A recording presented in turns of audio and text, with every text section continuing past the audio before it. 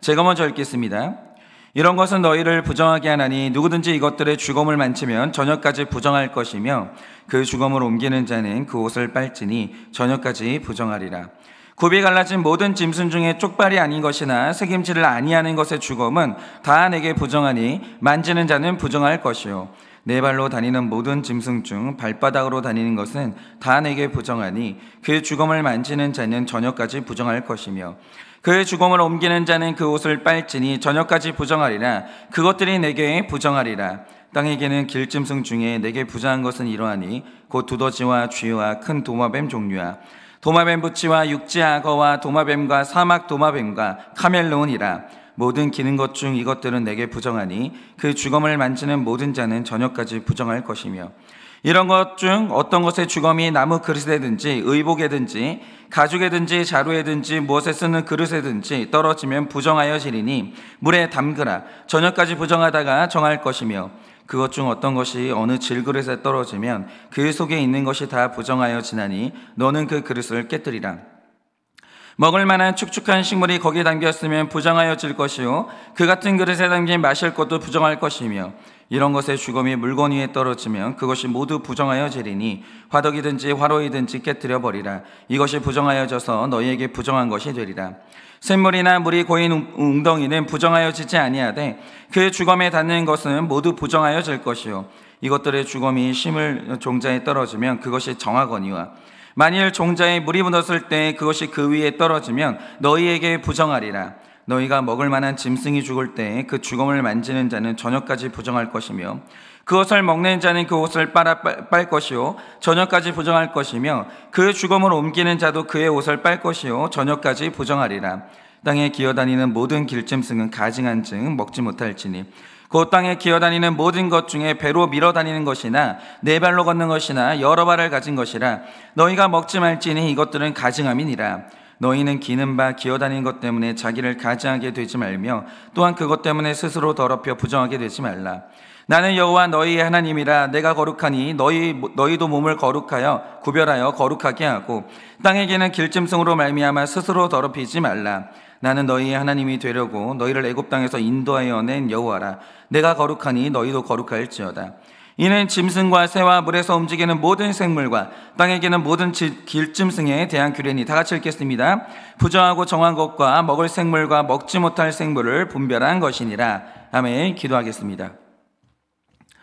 주님, 오늘도 이 말씀을 보면서 주님께서 얼마나 깨끗한 것을 중요하게 여기시는지, 얼마나 부정한 것을 혐오하시는지 오늘도 우리가 보게 됩니다. 그렇습니다. 주님, 오늘도 주님께서 우리를 정말 거룩하게 살라고 부르신 우리는 주님의 백성이오니 주님의 뜻에 따라 거룩하게 하여 주시고 오늘 이 하루 모든 부정한 것들과 끊어내고 그것들을 버리는 하루 될 수 있도록 주님이 은혜를 허락하여 주시옵소서. 주님이 이 아침에도 말씀하시면 잘 듣겠습니다. 말씀하여 주시옵소서. 예수님의 이름으로 기도드립니다. 아멘. 네, 여러분이 오늘 말씀을 보시면 사실은 이 세 가지 정도의 키워드가 있습니다. 하나는 죽음이라는 키워드고요. 하나는 이제 그 체급이라는 이제 키워드가 있고요. 또 하나는 제가 그 땅에 기어다니는 것에 대한 이제 키워드가 있는데, 근데 이거를 이제 다 해야 되는데 도저히 다 할 수가 없습니다. 그래서 이제 오늘은 이제 죽음에 대해서 저희가 좀 이제 묵상을 하려고 하는데, 먼저 여러분이 오늘 말씀을 보시면 이 접촉하는 모든 것을 부정하게 만드는 세상에서 누가 말해도 가장 부정한 것이 기록되어 있는데 그게 바로 오늘 말씀에서 무려 12번이나 나오고 있는 죽음이라는 단어입니다. 그러니까 여러분도 아시겠지만 이 죽음이라는 것은 어떤 동물의 사체를 말하는데요, 이 죽음이 얼마나 불결하고 부정한 것인지 하나님하고 죽음은 상관이 없는 거예요. 그러니까 사람이 죄를 지었을 때 정말 하나님이 원하시지 않는 이 세상에 하나 뭔가가 튀어나오는데 그게 뭐냐면 그게 바로 죽음이었다는 거죠. 그러니까 하나님이 세상을 창조하실 때 하나님의 계획 가운데 아예 없었던 것이 뭐냐? 죽음은 계획이 없었다라는 거죠. 하나님은 언제나 생명의 하나님이고 영생의 하나님이기 때문에 그의 안에서 죽음이 나올 수가 없는 거예요. 그래서 이것이 너무 부정한 것인데, 여러분이 오늘 말씀 25절 말씀처럼 이 죽음에 닿으면 사람이 부정해지고 32절 말씀처럼 그 주검이 그릇에 담기면 그릇이 부정해지고 의복에 닿으면 의복이 부정해지고 하여튼 간에 주검이 뭔가에 접촉하는 순간 그 모든 것이 다 부정해지는 거예요. 모든 것이.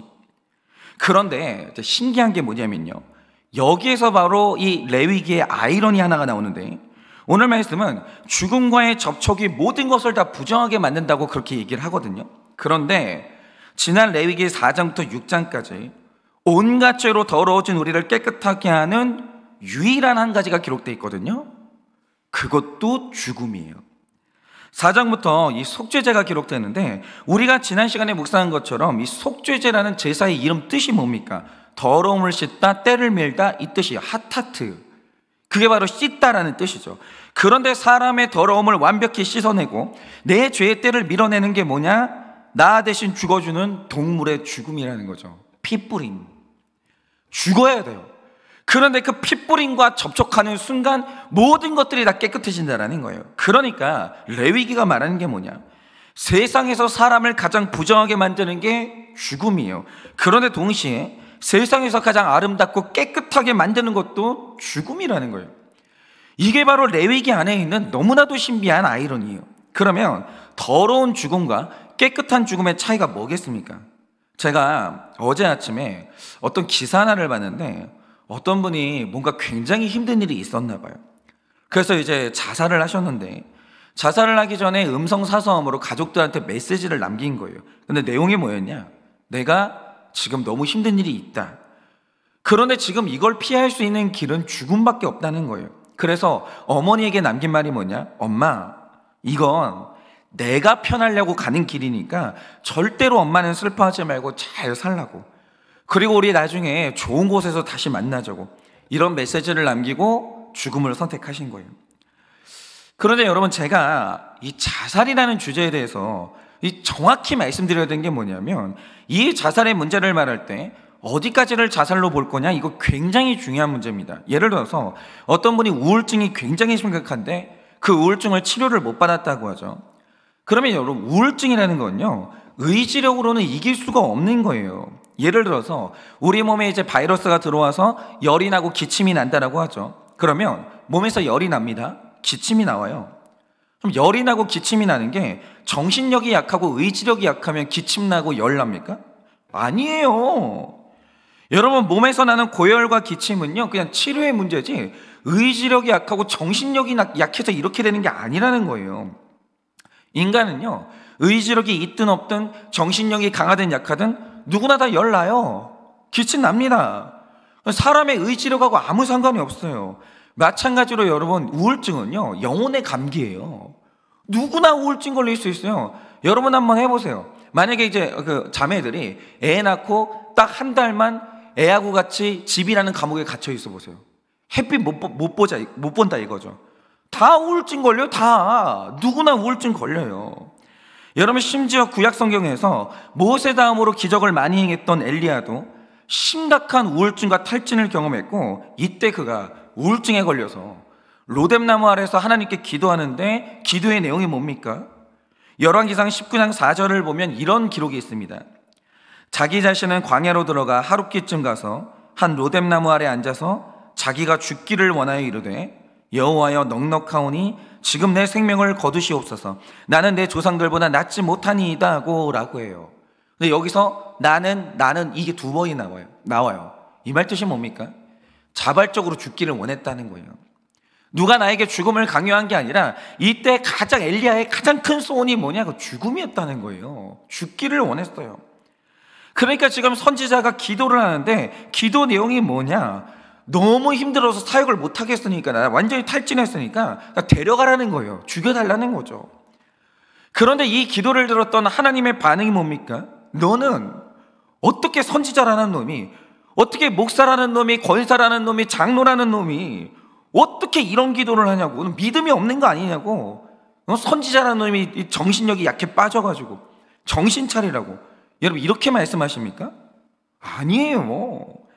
여러분, 이어진 5절을 보면요, 하나님의 응답이 나오는데 엘리야가 너무 탈진하고 우울해서 로뎀나무 아래 누워가지고 자고 있었어요. 이게 우울증 환자들의 특징이에요. 계속 누워있어요. 무기력하다라는 거죠.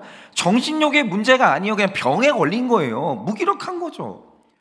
로뎀나무 아래에서 선지자가요, 방금 전까지 하늘에서 비가 내리게 만들고 불을 떨어지게 만들었던 이 선지자가요, 누워있어요. 탈진해가지고. 그런데 이때 천사가 오더니 그를 어루만집니다. 어루만졌다라는 표현이 나와요. 그런데 여기서 어루만진다라는 것은 이 갓난아이가 우유를 먹으면 이 얼마나 약한지 우유도 소화를 못 시켜요. 그런데 그런 아이에게 엄마가 이제 안아가지고 트름을 할 수 있도록 등을 이렇게 쓰다듬어 주거든요. 탁탁 두드려 주거든요. 이렇게 연약한 아이가 살 수 있도록 돕는 그 어머니의 부드러운 손길이 뭐냐? 이게 바로 어루만진다라는 말의 원어적인 뜻이에요. 그래서 엘리야가 하나님의 어루만짐으로 마음이 진정이 됐어요. 위로를 받았습니다. 그 다음에 한 일이 뭔가? 엘리야를 일어나게 하신 다음에 떡을 먹이는 거예요. 물을 먹입니다. 야, 일어나라. 일단 먹어라. 그러면서 일단 체력을 보충해 주는 거예요. 그리고 나서 천사가 또 재우는 거예요. 계속 재우고 먹이고 어루만져주고 이거를 계속 하는 거예요. 이게 뭐냐? 여러분, 사람이 탈진하고 우울증에 빠지는 건요, 의지력의 문제나 믿음이 없는 게 아니라는 거예요. 절대 그런 말 하면 안 돼요. 여러분, 목회자도 우울증 걸릴 수 있습니다. 그 믿음이 없어서 그런 게 아니에요. 힘들잖아요. 어렵잖아요. 교회가 어려움에 빠지잖아요. 우울증 걸려요. 왜 안 그러겠습니까? 여러분, 이거는 질병의 문제이기 때문에 하나님이 책망하지 않으시고요, 치료해 주시는 거예요. 그런데 보세요. 어떤 사람이 이렇게 심각하게 우울증에 걸렸어요. 그런데 돌봄도 받지 못하고 치료도 받지 못하다가 극단적인 선택을 했다라고 하죠. 이건 뭐냐면 자살이 아니고 병으로 죽은 거예요. 병사라고요. 누구라도 우울증이 심해지는데 케어를 받지 못한다? 정상적인 상황 판단이 안 되고요, 내 의지와 상관없이 행동하게 되는 거예요. 그러니까 이건 질병에 걸려서 죽은 거예요. 그런데 여러분, 자살이 뭡니까? 지금 내가 뭘 하고 있는지 정확히 알고 있고 그 상황에서 내 삶의 결론을 회피하고자 할 때 가장 이기적으로 선택하는 방법이 뭐냐? 그게 자살이에요. 여러분, 이 자살은요, 이기심이 없으면 자살을 선택할 수가 없어요. 그리고 이 자살이 바로 세상에서 가장 부정한 죽음이거든요. 그러니 어떤 곳에서 부정한 죽음이 생겼을 때 그때 일어나는 일이 뭐겠습니까? 제가 말씀드리길, 어떤 분이 자살을 하면서 음성을 남겼다고 했거든요. 그 내용이 뭡니까? 이거는 내가 편하자고 내가 선택하는 거니까 엄마는 슬퍼하지 마, 이랬어요. 이게 됩니까? 그러니까 내가 자살을 했어요. 자살을 하면서 그런 건 생각도 하기 싫은데, 만약에 우리 딸이 혼자 힘든 문제로 끙끙 앓고 있다가 어느 날 편지를 쓰는 거예요. 아빠, 내가 이거 편하려고 선택하는 거니까 슬퍼하지 마. 그리고 내 딸이 자살했다고 하죠. 뭐 안 슬퍼하게 됩니까? 아, 우리 딸이 편안해졌구나, 잘 됐네, 뭐 이렇게 되겠습니까?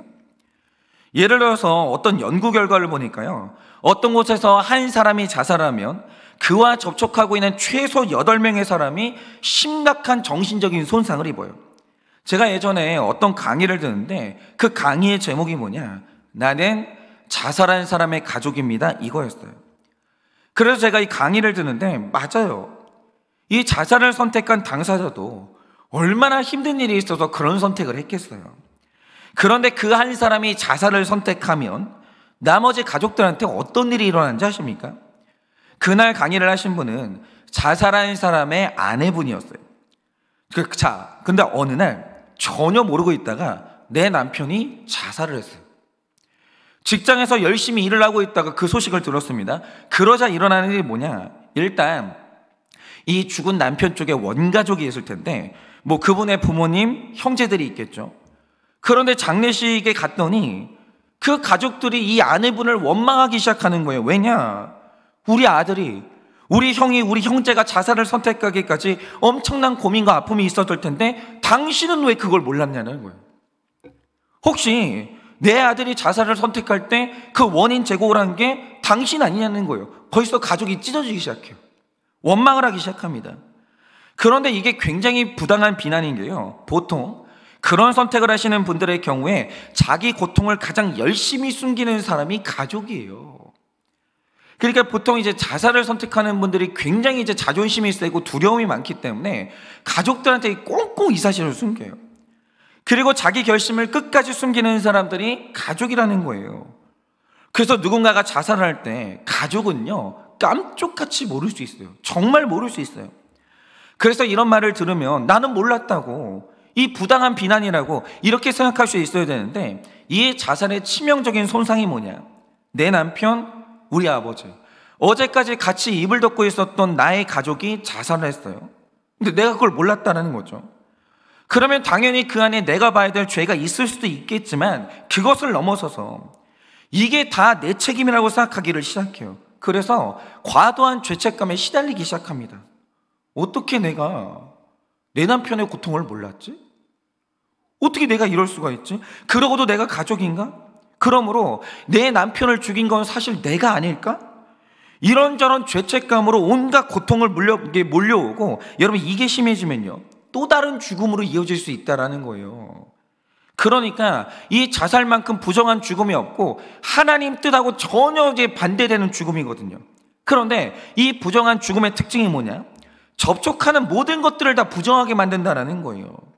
그런데 레위기를 보면 사람을 깨끗하게 하고 사람을 살리는 죽음이 있는데, 바로 그게 제단 위에 올려지는 죽음이에요. 제단 위로 올라가는 죽음. 그런데 레위기는 제물로 죽어진 이 제물을 뭐라고 부르냐? 그걸 바로 희생이라고 부르는 거예요. 희생하고 자살은 완전히 다른 거예요. 그리고 신약에 오면 우리같이 더러운 죄인을 살리기 위해서 자기 몸을 희생 제물로 드리신 분이 나타나는데, 에베소서 5장 2절을 보면 이런 기록이 있습니다. 그리스도께서 너희를 사랑하신 것 같이 너희도 사랑 가운데서 행하라. 그는 우리를 위하여 자신을 버리사 향기로운 제물과 희생 제물로 하나님께 드리셨느니라, 이래요.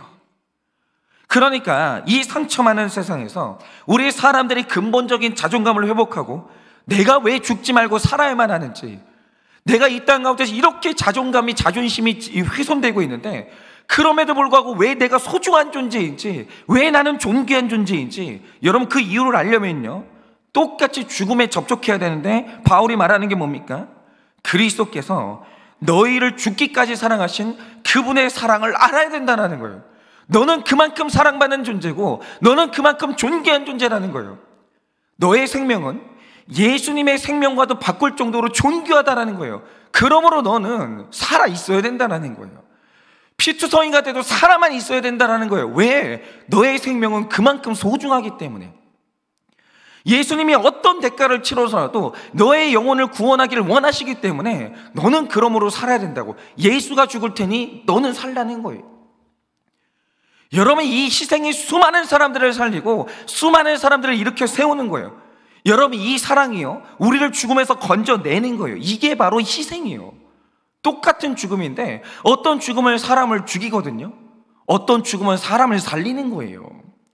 제가 예전에 어떤 선교사님의 간증을 들었는데요, 이 선교사님이 아마 그 미국에서 태어나신 이민 2세인지 아마 그러실 겁니다.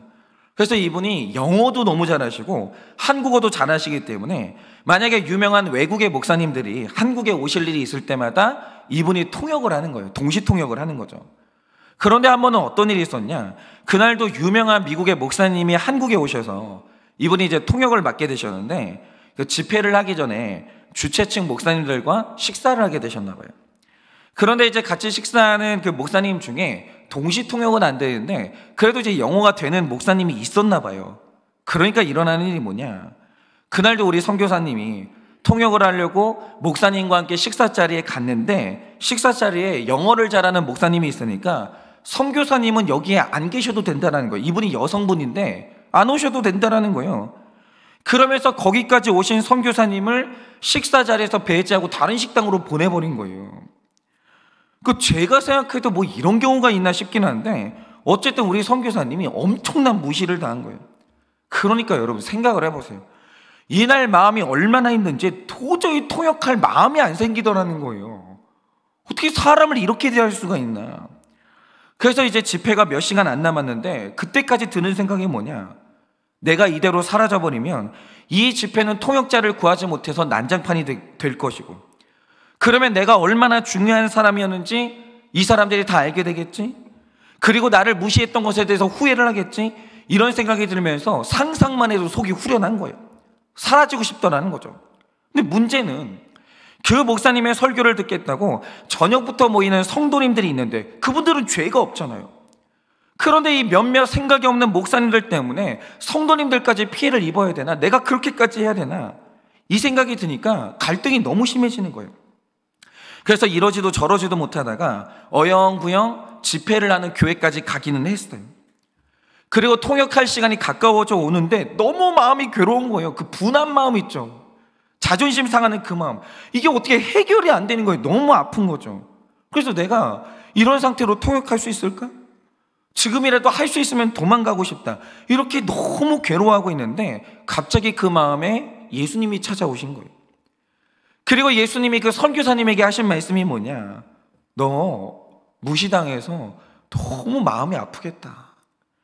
그리고 네가 무시당하는 모습을 보니까 나도 마음이 아프다. 네가 내 딸인데 네가 무시를 당하니까 나도 너무 마음이 아프다. 그런데 내가 너를 위해서 침뱉음을 당하고 발가 벗겨진 채로 십자가에 못 박히는 그 수치를 감당했듯이 너도 한 번은 나를 위해서 이 무시를 감당해 줄 수는 없겠냐고.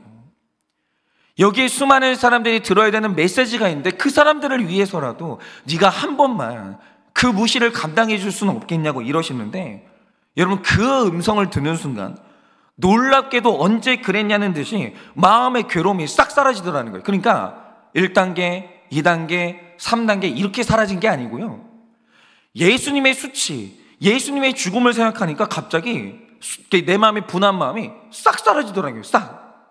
그렇지, 만왕의 왕이신 예수님, 내 주인이신 예수님도 나 때문에 무시당하고 매맞고 온몸에 벗겨지는 수치를 감당했는데 내가 뭐라고, 내가 뭔데 무시를 당하면 안 되나? 나 무시당할 만하지. 예수님이 무시당했으면 나도 무시당할 만한 거지. 그리고 나는 더한 무시를 당해도 괴로우면 안 되는 사람이지, 이게 깨달아지니까 그 순간 그게 얼마나 감사한지. 방금 전까지 너무 괴로웠던 우리 선교사님이요, 성령의 충만함을 입어서 통역을 너무 잘하셨다는 거예요. 여러분 바로 이겁니다. 여러분 우리가 살다 보면요 별별 일을 다 당해요. 죽고 싶은 날이 얼마나 많겠어요. 배신당하죠. 제일 믿었던 사람들한테 배신당하면요 정말 죽고 싶어요. 왜 살아야 되는지 모르겠어요. 아, 내가 그동안 바보로 살았구나. 이 사람이 나를 배신하고 있는지 난 하나도 몰랐던 거예요. 죽고 싶어요. 누가 살고 싶겠어요. 여러분 살다 보면요 진짜 억울한 일 당할 때가 있어요. 진짜 억울한 일. 내가 한 말도 아니고 내가 한 일도 아니에요. 그런데 내가 그렇게 억울한 일을 당할 때, 모함을 당할 때 죽고 싶어요 진짜. 그리고 진짜 감당이 안 되는 고난을 당해서 죽고 싶을 때가 얼마나 많은지 몰라요. 여러분 그런데 그렇게 죽고 싶을 때 어떻게 살 수 있겠습니까? 여러분 반드시 우리를 위해서 희생하신 예수님하고 접촉해야 되는 거예요. 왜요? 죄 없으신 예수님이 이 땅에 계실 때 안 겪은 고난이 없었거든요. 그도 고난을 면제당하지 않았어요. 예수님이 고난을 다 당했습니다. 그러니까 죄가 없는 예수님도 나 때문에 그 모진 고난과 고통을 감당하셨는데 100% 죄인인 내가 사실은 내 삶의 결론으로 배신당하고 무시와 모함과 고난을 당하면, 여러분 그 사실을 알게 되면 살 수 있어요. 죄 없는 예수님도 고난당했는데 죄 있는 내가 왜 고난을 당하면 안 돼요? 여러분 예수를 만나면요 내 고난이 정당화되는 거예요. 예수를 만나면요 내 고난이 이해가 되는 거예요. 이상해요. 예수만 만나면요 위로가 돼요. 예수만 만나면요 내가 당한 고난이 감당할 만해져요. 죽으신 예수님하고 접촉해야 되는 거예요. 그게 얼마나 중요한지 몰라요. 예수님이 당한 일은요 나도 당할 수 있는 일인 거예요. 예수님은 억울하면 안 되지만 나는 억울해도 되는 거예요. 그게 그렇게 되는 거예요. 여러분 예수님이 우리 대장이거든요. 우리의 대장 되신 예수님이 가장 앞서서 고난은 당하는 법을 알려주셨고 잘 죽는 법을 알려주셨기 때문에 그분의 제자된 우리는요 그분 뒤만 따르면 되는 거예요. 딱 붙어 있으면 되는 거예요. 이상하죠. 부정한 죽음으로 죽은 사람과 붙어 있으면 나도 죽어가요. 그런데 예수님하고 딱 붙어 있으면요 내가 살아요. 예수는 죽고 나는 살아요. 이 원리를 아셔야 되는 거예요. 그러니 여러분 오늘도 회복되고 싶고 깨끗해지고 싶고 힘을 얻고 싶으면 예수님의 희생하신 예수님하고 접촉해야 돼요. 그분의 죽음을 다시 봐야 돼요. 그러면 그 죽음이 우리를 부정하게 만드는 게 아니라 요한일서 1장 7절이 말하는 것처럼 그 아들 예수의 피가 우리를 모든 죄에서 깨끗하게 만드는 거예요. 모든 부정함에서 우리를 꺼내시는 거예요. 여러분, 희생이 이렇게 중요한 거예요. 여러분, 더러워지고 싶으십니까? 죽음에 접촉하세요. 그런데 깨끗해지고 싶으십니까? 죽음과 접촉하세요. 예수 그리스도의 죽음, 그 핏부림으로 가세요. 그러면 우리는 다시 사는 거예요. 그리고 오늘 말씀에서 이 죽음에서 또 하나 봐야 될 게 뭐냐? 자, 우리 삶에는 사람을 죽이는 부정한 죽음도 있고 사람 살리는 깨끗한 죽음, 다시 말해 희생도 있어요. 그런데 보세요. 이 죽음, 그러니까 택자도 죽죠. 불택자도 죽어요. 예수 믿는 사람도 죽지만 예수를 안 믿는 불신자도 죽어요. 그런데 모든 죽음에는 놀라운 공통점이 있는데 그 공통점이 뭡니까? 부정한 죽음이든 정한 죽음이든 결국엔 둘 다 부활해요. 제가 자주 말씀드리지만 죄인이 죽으면요, 죽은 상태 그대로 있는 게 아니고 예수님 오시는 부활의 날에 죄인도 부활해요. 그게 중요한 거예요. 불신자는 부활을 안 하는 게 아니에요. 똑같이 부활로 일어난다라는 거죠. 예수님이 다 이렇게 세워요. 그런데 부정한 부활과 깨끗한 부활의 차이가 뭡니까? 요한복음 5장 29절은 이렇게 말합니다. 선한 일을 행한 자는 생명의 부활로, 악한 일을 행한 자는 심판의 부활로 나오리라 이래요. 그런데 여기서 말하는 선한 일은 예수님의 죽음과 접촉한 믿음을 말하는 거예요. 이게 얼마나 무서운 일이냐? 여러분 생각을 해보세요. 어떤 사람이 죽었다가 깨어났는데 완전히 불타고 있는 제단 위에서 내가 다시 부활한 거예요. 어떻게 되겠어요? 지옥이죠. 얼마나 뜨겁겠어요. 그런데 어떤 사람이 죽었다가 부활했어요. 눈을 떴는데 천국인 거예요. 그게 천국인 거예요. 다 부활해요. 불신자나 신자나 마지막 날에 다 부활합니다. 그런데 어디서 부활할 거냐 이거예요. 이게 중요한 거예요. 결국 둘 다 부활하는데 정한 죽음의 부활은 생명의 장소에서 부활하게 만들고 부정한 부활은 심판의 자리에서 부활하게 만드는 거예요. 그러니까 이걸 한번 적용하자면 이 사람이 사는 동안 자기를 죽이고 죽이는 방법이 두 가지가 있어요. 하나는 성품으로, 의지력으로 나 자신을 죽이는 거예요. 그리고 또 하나가 믿음으로 나를 죽이는 거예요. 그래서 어떤 사람이 선한 일을 하고 막 그 봉사를 하고 이럴 때 우리가 유심히 봐야 될 게 뭐냐? 저게 도대체 성품이냐 믿음이냐? 이걸 반드시 분별해야 되는 거예요. 어떤 사람이 뭔가 포기할 때가 있어요. 신자만 포기하는 게 아니에요. 신자만 내려놓는 게 아니에요. 불신자도 내려놓고 포기할 때가 있거든요. 그런데 저 내려놓고 포기하는 게 저 믿음이냐 성품이냐, 이거 너무 중요해요. 그러면 이 성품으로 죽는 게 악한 죽음인 건데, 그러면 성품으로 죽는다는 게 뭐냐? 제가 제 이야기를 들어볼게요. 제가 아버지의 이제 고된 사역의 인생을 보고 난 뒤에 저도 이제 아버지 뒤를 따라서 신학교에 갔고 제가 이제 전도사가 된 거죠. 그런데 제가 전도사 사역을 하면서 사실 제가 진짜 헌신을 했어요. 예를 들어서 제가 이제 아버지 밑에 있을 때는 제 고향 교회니까 아예 저의 모든 것을 쏟아 부었어요. 내가 나고 자란, 내가 너무 사랑하는 내 교회니까 완전히 쏟아 부었는데 제가 열심히 사역하고 받은 사례비가 25만이었어요. 그 아버지 교회를 사임할 때까지 20만 원을 넘지 못했어요. 그런데 그것에 대해서 한 번도 불평을 안 한 것은 물론이거니와 제가 사역을 하면서 쓴 돈이 더 많아요. 받은 돈보다 내가 쓴 돈이 더 많아요. 애들 밥 먹이는 돈이 훨씬 많이 나갔어요. 그러니까 제가 사역하는 동안 늘 물질의 결핍에 시달렸죠. 그래도 기뻤어요. 그런데 그렇게 사역을 하다가 이제 아버지를 떠나서 다른 교회에서 전도사 사역을 하게 됐는데, 당시에 저는 파트 사역자였기 때문에 일주일에 딱 두 번만 출근하면 됐어요. 그런데 저는 또 이제 사역에 올인하는 사람이거든요. 그래서 제가 집을 안 갔습니다. 교회에서 노숙을 했는데 겨울에는 이제 침낭을 넣고 교회에서 자고, 아침에는 이제 교회 화장실에서 씻는데 겨울에 뜨거운 물이 안 나온 거예요. 그걸 계산을 못 한 거예요. 그러니까 이제 아침에 이제 주일날 아침에 저는 설교를 해야 되니까 이제 얼음물로 이제 머리를 씻는데 머리가 깨지는 것 같은 거예요. 그 고통을 느끼면서 씻은 거죠.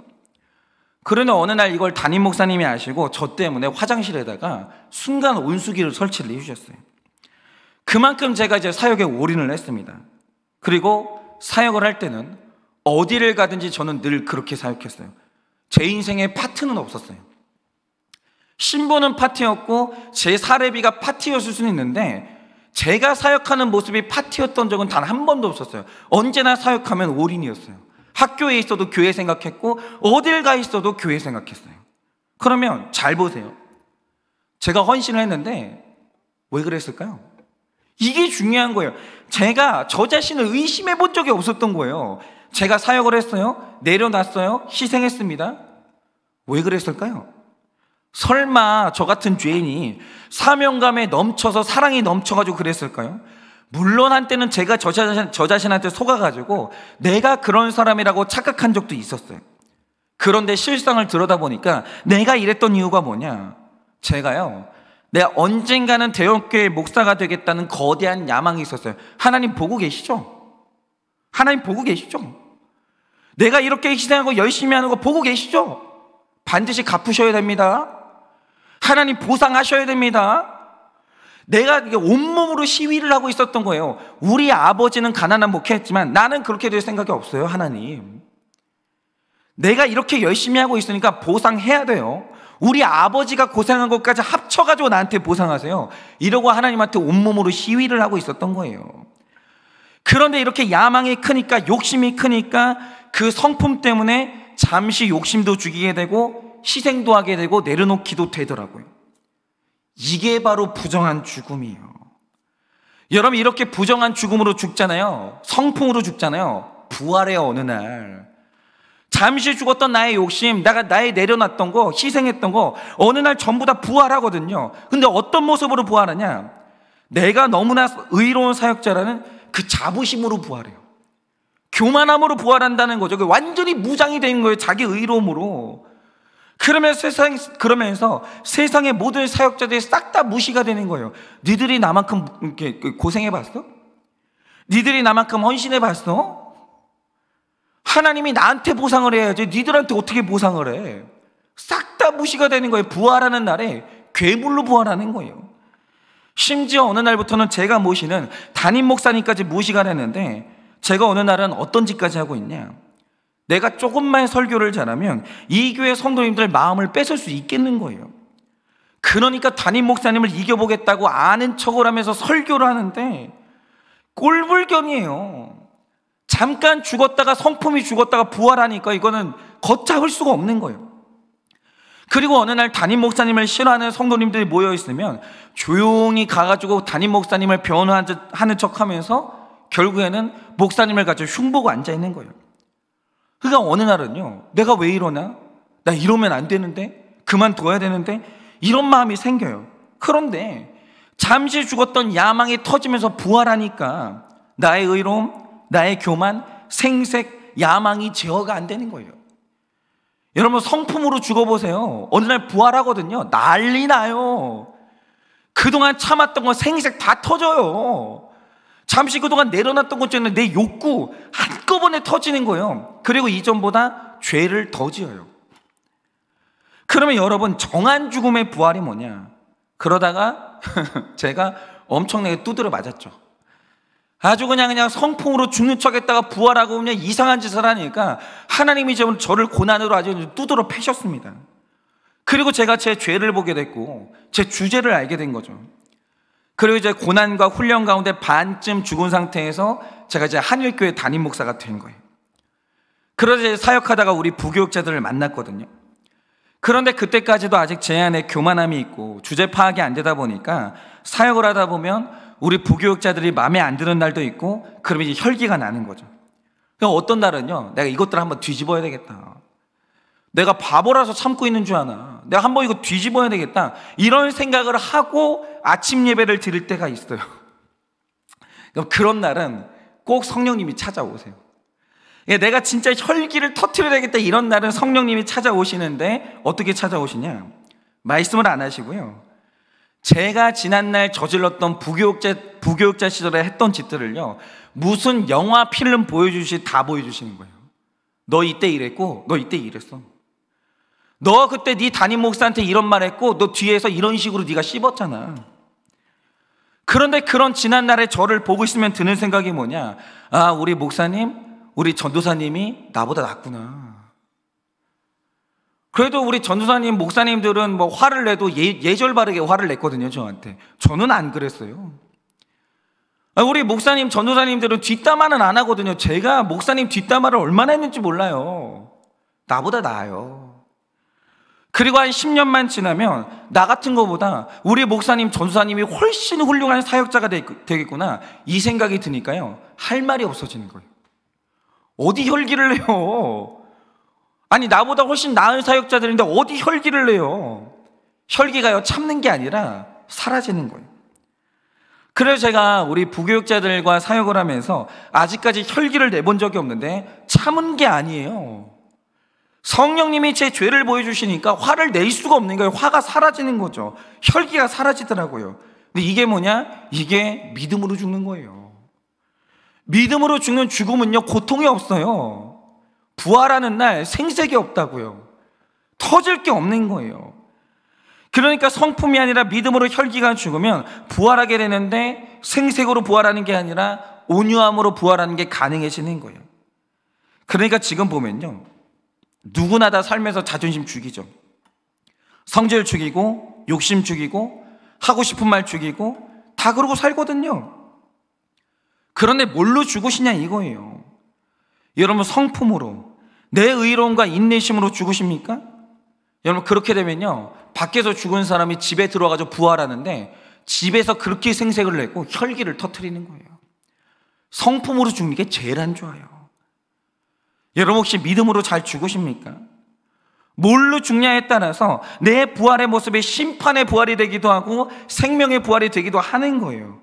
그러니 오늘 하루 부정한 죽음이 아니라 아름다운 예수님의 희생과 접촉을 하세요. 그리고 성품이 아니라 믿음으로 잘 죽으셔서 생명의 부활로 일어나는 하루 되시기를 예수님의 이름으로 축원을 드립니다. 적용 질문 드립니다. 최근에 당한 고난이나 억울한 일, 우울한 일은 무엇입니까? 최근에 당한 고난이나 억울한 일, 우울한 일은 무엇입니까? 그때 죽고 싶습니까? 예수님을 생각하십니까? 그때 죽고 싶습니까? 예수님을 생각하십니까? 내 삶에 자존심, 성질, 욕심, 하고 싶은 말이 죽어야 할 일이 있습니까? 내 삶에 자존심, 성질, 욕심, 하고 싶은 말이 죽어야 할 게 있습니까? 열심히 죽고 나서 성화가 되십니까? 아니면 생색, 자기의, 교만이 올라오십니까? 열심히 죽고 나서 성화가 되십니까? 아니면 생색, 자기의, 교만이 올라오십니까? 오늘 하루 예수님과 딱 붙으셔서 잘 죽으시고 잘 부활하시는 여러분 되시기를 예수님의 이름으로 축원을 드립니다. 이 시간에 제가 기도하고 축도함으로 예배를 마치겠습니다. 기도하겠습니다. 주님, 주님만 바라봅니다. 주님, 살다 보면 우울할 때가 있습니다. 성도님들께는 티는 내지 않지만 죽고 싶을 때도 있었습니다. 그러나 그때마다 주님이 저 찾아와 주셔서 주님이 당한 고통 보여주시고 주님이 찔린 못자국 보여주시고 주님이 쓰셨던 가시관 보여주셔서 너는 살아야 된다고, 내가 너를 살리기 위해서 이렇게까지 희생했으니 너는 살아야 한다고, 그리고 그 고난은 있어야 되는 일이라고 말씀해 주시니 제가 오늘까지 이렇게 살아 있습니다. 주님, 우리 죽고 싶을 때마다, 힘든 일이 있을 때마다 예수 그리스도에게 접촉하게 하여 주셔서 깨끗하게 하시고 살게 하여 주시옵소서.